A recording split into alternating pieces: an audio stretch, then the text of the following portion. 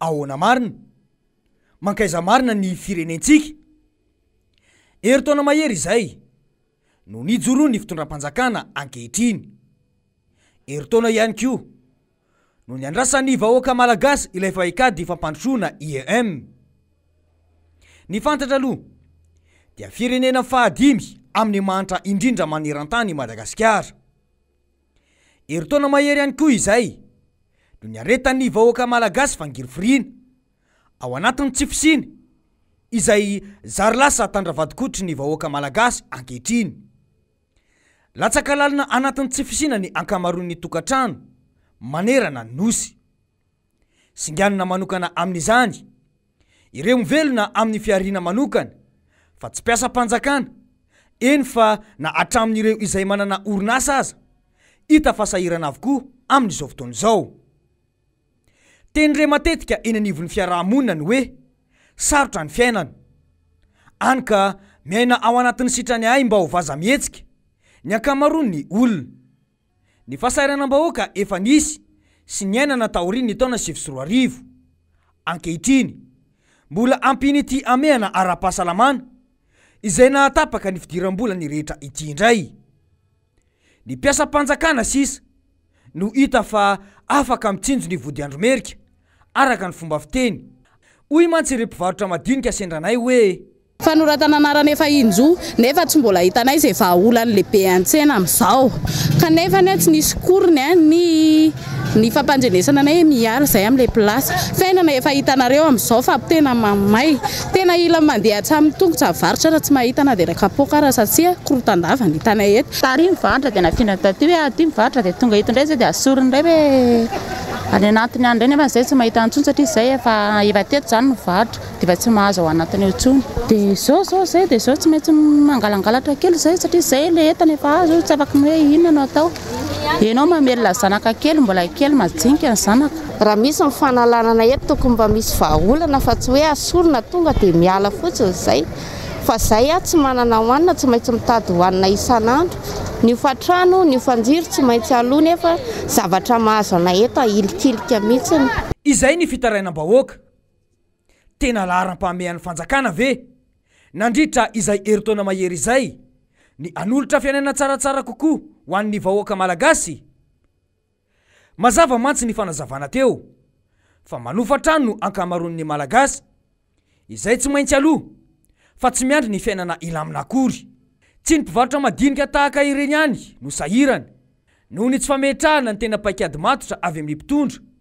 fa na ireo mpandraraha madinika ihany koa aza dia hiara-ny fanararotana amin'izao fotoana izao. Hoy mantsy izy ireo hoe nefa ny tsy izay ny zavatra misy fa tovanana zana-bola ny renivola sy ny zana-bola koa ho an'ireo mpandraraha madinika samby bola tamin'ny banky sy microfinance. Ka amerenanay ny antso amin'ny andriamatoa filohan'ny repoblika mba andefa ny décret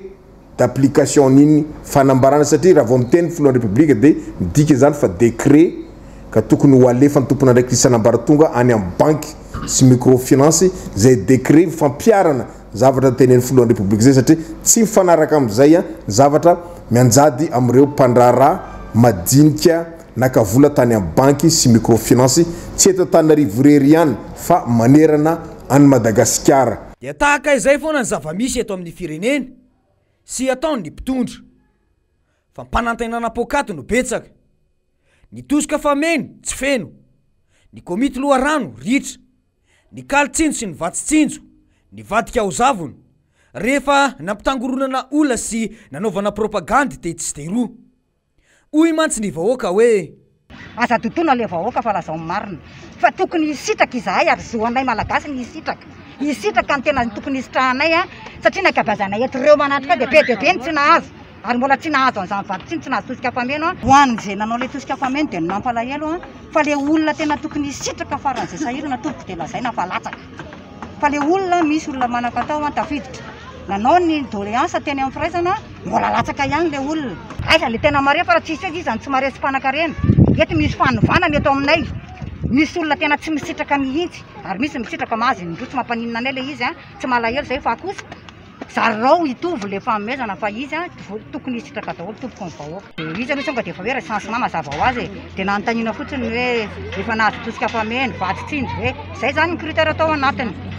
de miasa sa tsy miasa tsy hainay moa inona tongatongavana lela satria ny olona zao marefo daholo tsy anasa nge fa tsy le izy ohatrany mbola misy fantopandrika ny ampanodinana eny hoe zay miasa ka milaza ianao fa miasa ohatrany hoe chauffeur de efa namany tsy mahazo ny zay fa ialany aloha le lainy fa zay ny zavatra mandeha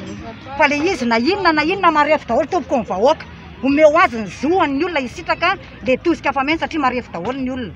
de tena apetraka mazava tsara fa anisany nanao fanadihadina izahay ary nanao ny recensement de tsy ety itsony izahay tompoko raha mbola atao ohatrany teo aloha hoe mbola misy milatsaka le olona de anaran'olo kafa ny tonga ao anatin'le izy zay mahita an'izany ary zay de manara-maso isaky izay misy ny fizarany eto tompoko ka mangataka izahay aoka tsy reberebena tompoko le vahoaka fa ahoana mariny tsy hita izay tena paikady matotra avy amin'ny fanjakana mizaka antserany ainy ny vahoaka noho ny tandrevaka ataony mpitondra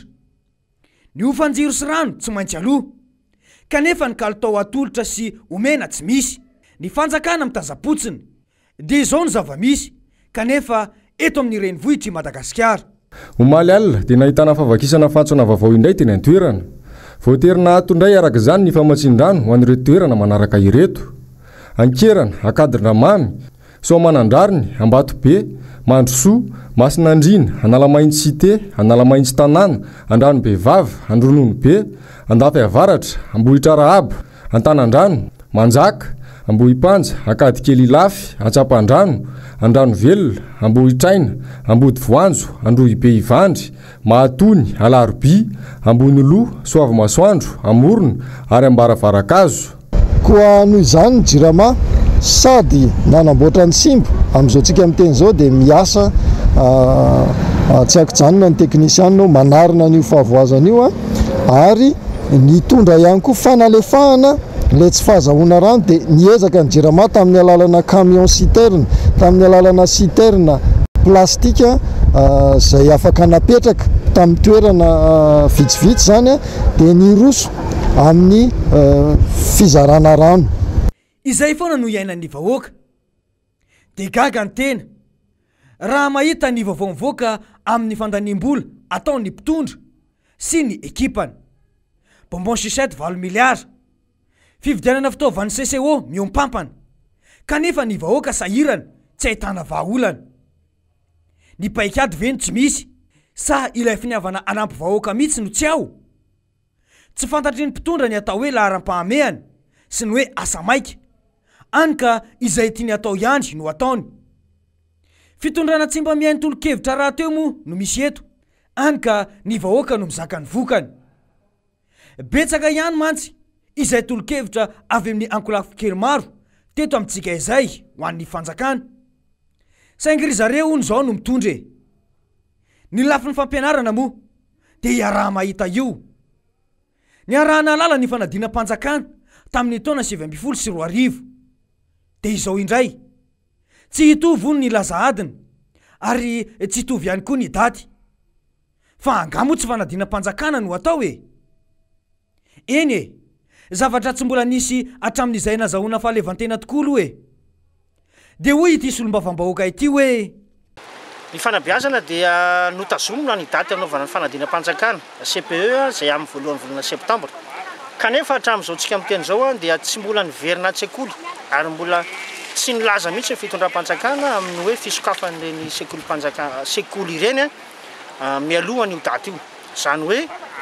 mpianatra izay mety tsy ampy famerenandesona zany no hitantsika hiatrika ny fanadinana faharoa manarakaraka an'izay dia ny hoe io fanadina-panjakana io hatramin'izay dia laza adina tokana no nampiarina manerana Madagasikara amin'ny mahafanadina-panjakana azy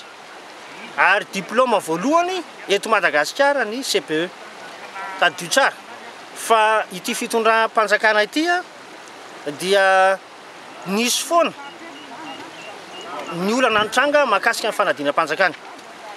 raha tamin'ny andro ny tetezamita na tsiarotsika fa nisy fanadina-panjakana naverina indroa teto ary amin'izao fotoan'izao ihany koa amin'ity fitondrana amin'izao fotoan'izao dia misy ihany koa ny baka ohatra ny fivoahan'ny lazadina mialohan'ny fotoana ary amin'ity taona ity zany dia ho ahina ny atsona hoe diplôma mora eto amintsika satria maro ny zavatra efa hitataratra amin'ny rafim-pitantarana zay tsy mahomby amin'izao fotoana izao ka mety hiteraka voka-dratsy eny anivon'ny tontolo ny fanabeazana eto Madagasikara. Ny mpampianatra moa dia ambany zavatra tanteraka nandritra izay fihiboana izay, indrindra fa ho an'ny risehatra tsy miankina. Inona no mba fanampiana omen'ny fanjakana azy ireo? Fampidirana trosa amin'ny knaps. Au pays de moramora tokoa araka ny fomba fiteny ny mpanakanto iray izay. Ao ny tsena mora, ny vary mora, ny diplôma mora koa. Fa ahoana marina e?